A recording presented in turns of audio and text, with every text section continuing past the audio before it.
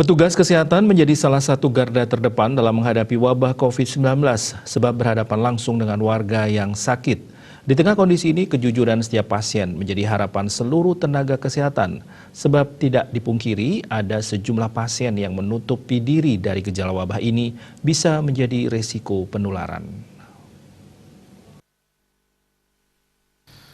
Direktur RS Arisanti Mas Ubud, Dr. Iwayan Aryawan mengatakan banyak warga yang secara psikis takut kalau ketahuan sempat kontak dengan pasien yang sudah dipastikan positif.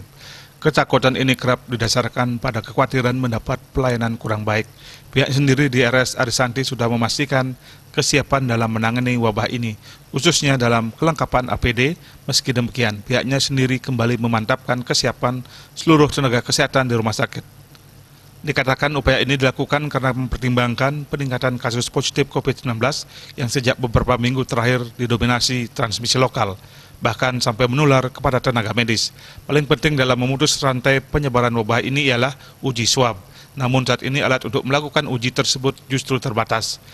Dikatakan bila alat uji swab bisa ditambah, diyakini akan lebih cepat memutus rantai penyebaran kasus ini.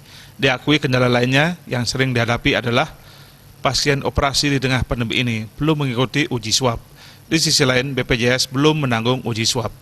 Manik Asejaya, Bali Pos melaporkan.